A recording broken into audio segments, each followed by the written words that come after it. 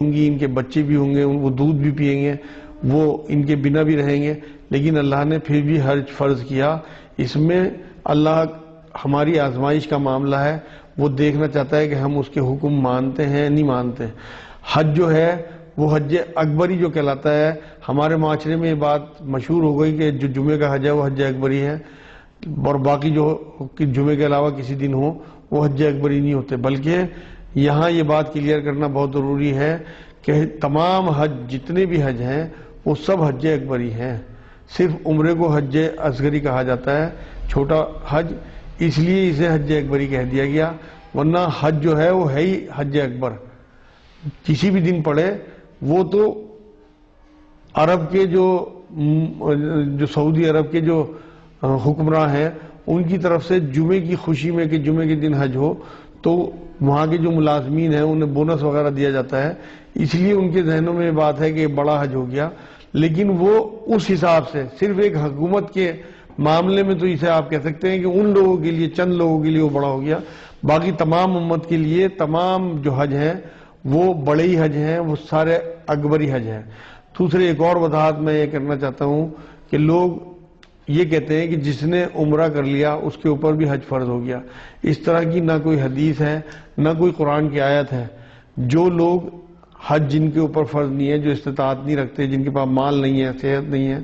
ان کے اوپر حج فرض نہیں ہے، اگر وہ 10-12 دن کے لیے جا کے اللہ کا گھر دیکھ کر آنا چاہتے ہیں، ان کے پاس پیسے کم ہوں یا ان کے پاس ایسا ہو معاملہ کہ ان کی صحت اس طرح کی اجازت نہ دیتی ہو کہ 40-50 دن رہیں، تو وہ لوگ اللہ کا گھر تو کم سے کم دیکھ ہی آئیں، 10-12 دن کا اپنا ٹور لگا کے، اور اس سے محروم نہ رہیں کہ اللہ کا گھر اور حضور اکرم صلی اللہ علیہ وسلم کا روضہ مبارک نہ دیکھ سکیں۔ اس لیے ضروری ہے یہاں یہ وضاحت بھی کہ جو لوگ عمرہ کرتے ہیں عمرے کی وجہ سے ان پہ حج فرض نہیں ہوتا۔ حج فرض کی شرائط میں نے آپ کو بتا دی، مال، صحت اور امن راستے کا، یہ 3 ہی چیزیں ہیں جو آپ کو حج کے لیے طے کرنی ہے کہ اگر آپ کے پاس ہے تو آپ کو حج ہر حال میں کرنا ہی کرنا ہے۔ دوسری بات یہ ہے کہ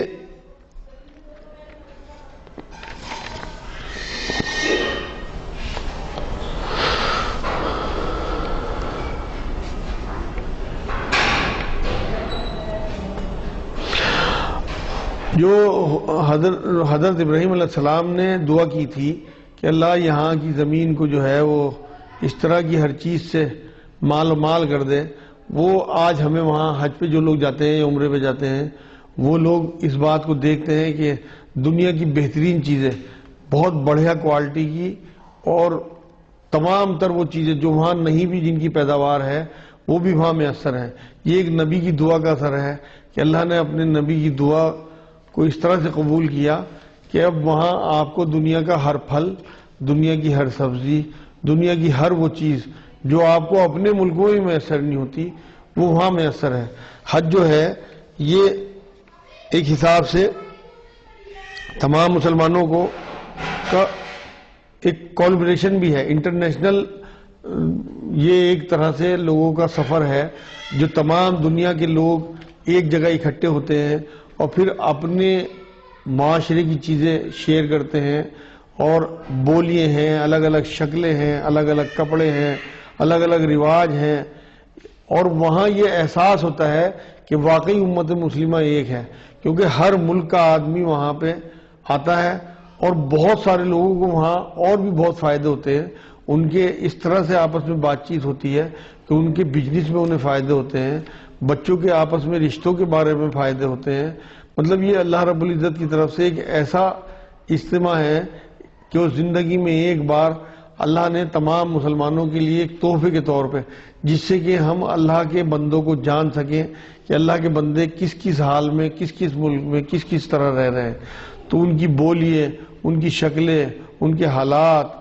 یہ سب جو ہیں ہمارے لیے ایک عبرت کی چیزیں ہوتی ہیں۔ بہت سارے لوگ ایسے ہیں جنہیں دیکھ کے آپ کو عجیب سا لگے گا کہ یہ اللہ کی مخلوق ہیں، بہت سے بہت زیادہ گورے ہیں، بہت بہت خوبصورت ہیں، بہت سے ملکوں کے بہت زیادہ کالے ہیں، اور وہ ہمیں بہت بدصورت لگتے ہیں ان کے مقابلے میں جو بہت گورے ہیں، لیکن یہ سب اللہ کے مخلوق ہے۔ وہاں پر ایسا ہی اجتماع ہے یہ حج جو ہے، جس میں اقبال کا وہ شعر جو ہے وہ پورا ہوتا ہے کہ ایک ہی صف میں کھڑے ہو گئے محمود و ایاز، نہ کوئی بندہ رہا نہ کوئی بندہ نواز۔ یہ شعر وہیں پہ اپلائی ہوتا ہے پورا کا پورا، کیونکہ وہاں کسی قسم کا کوئی فرق کسی بھی کے بھی لیے نہیں ہوتا۔ آپ یہ دیکھیں کہ آپ حرم شریف میں جب داخل ہو گئے تو ایک رکشہ والا، ٹھیلے والا بھی، اور ایک اربوں اور خربوں پتی بھی ایک جیسے کپڑوں میں، احرام کی حالت میں، ایک جیسے صفوں میں، ایک جیسے قالینوں پہ، ایک ہی امام کے پیچھے نماز پڑھ رہے ہوتے ہیں اور اس شعر کو پورا کر رہے ہوتے ہیں۔ تو یہاں یہ بتانا مقصد ہے کہ حج جو ہے وہ اللہ کی طرف سے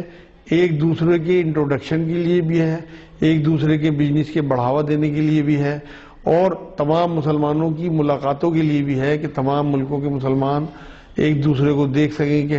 اللہ کے کلمہ پڑھنے والے کہاں کہاں موجود ہیں۔ اور وہاں جب ہم عرفات میں اللہ رب العزت سے گڑ گڑا کے دعا کرتے ہیں، وہاں جب ہم لبیک پڑھتے ہیں، تلبیہ پڑھتے ہیں، اس کی جو گونج ہے، جب لوگ مل کے گاڑیوں میں، بسوں میں یا گروپ بنا بنا کے تلبیہ پڑھتے ہیں، عجیب سی گونج ہوتی ہے، اور وہاں ہر ایک کے جو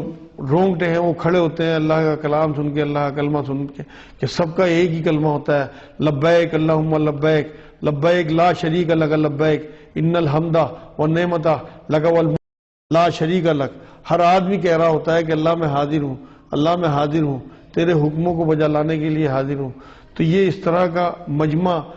آپ کو کسی بھی مذہب میں، کسی بھی ملک میں، کسی بھی جگہ، ایک سے لباس میں، ایک سے کلمے کے ساتھ، ایک سے لگنے والے لوگ، ایک ہی امت محمدی، یعنی کہ یہ تمام تر فرقے، تمام تر سوچ، تمام تر اختلافات دور کر کے ایک جگہ اکٹھا ہونا، اس میں اللہ رب العزت جو ہے وہ امت کی یکجہتی کا معاملہ چاہتا ہے، اس کی منشا، اس کی مشن کی پلاننگ کا ایک معاملہ ہے۔ اس لیے حج کو آپ اسی نظر سے دیکھیں، اور پھر اس کے بعد آپ جو حکم میں نے سب سے شروع میں آپ کو حدیث سنائی ہے کہ حضور صلی اللہ علیہ وسلم نے فرمایا کہ جو ان فاحش باتوں سے، ان برے کاموں سے وہاں بچا تو وہ ایسے آئے گا حج سے کہ جیسے اپنی ماں کے پیٹ سے پیدا ہوا ہو۔ اب آپ دیکھیں کہ اگر آپ آ کے واقعی گناہوں سے بچ جاتے ہیں، ان تمام حرام کاموں سے، ان تمام برائیوں سے آپ بچ جاتے ہیں، تو آپ واقعی آگے کی زندگی آپ کے لیے آسان ہو جائے گی، یہاں دنیا میں بھی اور آخرت میں بھی۔ کیونکہ آپ یہ بات دھیان میں رکھیں کہ وہ بڑی برکتوں والا ایریا ہے، بڑی برکتوں والا میدان ہے، بڑی برکتوں والا حرم ہے، بڑی ہی برکتوں والی مسجد ہے، جس کے لیے حضور اکرم صلی اللہ علیہ وسلم نے بات فرما دی ہو کہ ایک نماز کا ثواب 1,00,000 کے برابر ہے۔ تو اس لیے بہت محتاط رہنا چاہیے، کیونکہ ہم جو بھی چیز وہاں سے لائیں گے وہ برکت کے ساتھ ہمیں ملے گی یہاں پر۔ اگر ہم یہاں سے توبہ اور معافی اور لے کر وہاں پہنچیں گے اور اللہ نے وہ قبول کر لی تو وہ ہم واپس بھی برکت کے ساتھ ہی لائیں گے۔ اور اگر ہمارے دلوں میں کدورت، نفرت، غصہ، بغض، لالچ، حسد، یہ سب چیزیں جو کی تو رہیں گی تو آپ یقین کریں اگر ہم نے ان سے سچی توبہ نہ کی اور وہ واپس ہمارے ساتھ آ گئیں تو وہ بھی برکت کے ساتھ ہی واپس آئیں گی، اور ہماری یہ زندگی بھی پھر مشکل ہوگی، اور